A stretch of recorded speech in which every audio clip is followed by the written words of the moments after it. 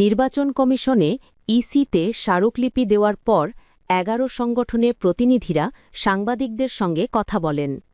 আজ রোববার দুপুরে রাজধানীর আগারগাঁওয়ে নির্বাচন কমিশন ভবনে নারী বিদ্বেষী ও অবমাননাকর বক্তব্য দেওয়ার অভিযোগ তুলে বাংলাদেশ জামায়াতে ইসলামের আমির শফিকুর রহমানের প্রার্থিতা বাতিলের দাবিতে নির্বাচন কমিশনে ইসিতে স্মারকলিপি দিয়েছে ১১টি সংগঠন। আজ রোববার দুপুরে সংগঠনগুলোর প্রতিনিধিরা রাজধানীর আগারগাঁওয়ে নির্বাচন কমিশন ভবনে গিয়ে এ স্মারকলিপি জমা দেয়।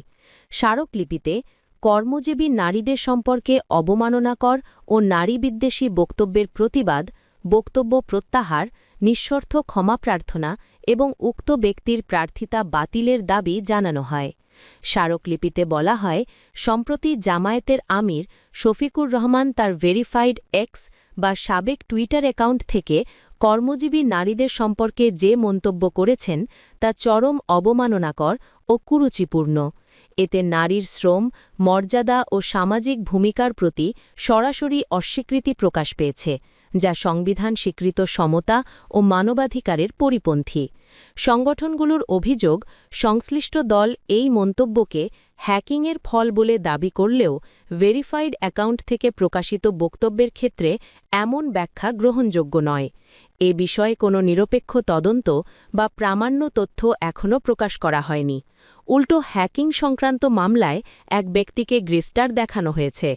পুলিশের পক্ষ থেকে এ বিষয়ে পরস্পর বিরোধী তথ্য দেওয়া হয়েছে, যা পুরো দাবিকে আরও প্রশ্নবিদ্ধ করে। গার্মেন্টস সহ বিভিন্ন খাতে কর্মরত নারীরা যুগ যুগ ধরে দেশের অর্থনীতিতে গুরুত্বপূর্ণ অবদান রেখে চলেছেন বলে স্মারকলিপিতে উল্লেখ করা হয়। এতে বলা হয়, এই নারীদের অবদান অবমূল্যায়ন করে এ ধরনের বক্তব্য নারীর প্রতি ঘৃণা, বৈষম্য ও সহিংসতার সংস্কৃতিকে উস্কে দেয়, কর্মজীবী নারীদের নিরাপত্তা ও মর্যাদাকে হুমকির মুখে ফেলে। সংগঠনগুলো ৪টি দাবি উত্থাপন করেছেন। দাবিগুলো হল: অবিলম্বে অবমাননাকর বক্তব্য প্রকাশ্যে প্রত্যাহার, কর্মজীবী নারীদের কাছে নিঃশর্ত ক্ষমা প্রার্থনা, নারীর মর্যাদা ক্ষুণ্ণ করে ভবিষ্যতে এমন বক্তব্য থেকে বিরত থাকার অঙ্গীকার, নির্বাচন কমিশনের আচরণবিধি অনুযায়ী ব্যবস্থা গ্রহণ ও শফিকুর রহমানের প্রার্থিতা বাতিল করা।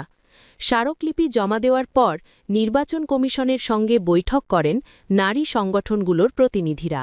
বৈঠক শেষে প্রতিনিধি দলের সদস্য ও অধ্যাপক সামিনা লুৎফা সাংবাদিকদের বলেন, নির্বাচনের সময় নারীর ওপর হামলা ও হয়রানির ইতিহাস রয়েছে। আমরা নির্বাচন কমিশনকে অনুরোধ করেছি যেন নারী পুরুষ সবাই নিরাপদে ভোট দিতে পারেন এমন পরিবেশ নিশ্চিত করা হয়। ইসি এ বিষয়ে কার্যকর পদক্ষেপ নেবে বলে আশা প্রকাশ করেন সামিনা লুৎফা। গণতান্ত্রিক বিপ্লবী পার্টির সাধারণ সম্পাদক মোশরেফা মিশু বলেন, জামায়াতের নেতারা ধারাবাহিকভাবে নারীবিদ্বেষী বক্তব্য দিয়ে চলেছেন, যা নির্বাচন আচরণ বিধির সুস্পষ্ট লঙ্ঘন। আমরা প্রধান নির্বাচন কমিশনারকে বলেছি, আচরণবিধি লঙ্ঘনের বিরুদ্ধে ব্যবস্থা নিলে নির্বাচন কমিশনের প্রতি জনগণের আস্থা বাড়বে। সংগঠনগুলোর নেতারা বলেন, দেশের অর্ধেক জনগোষ্ঠীকে অপমান করে কেউ যেন রাজনৈতিক সুবিধা নিতে না পারে, সেই বার্তাই নির্বাচন কমিশনের কাছ থেকে তারা প্রত্যাশা করছেন।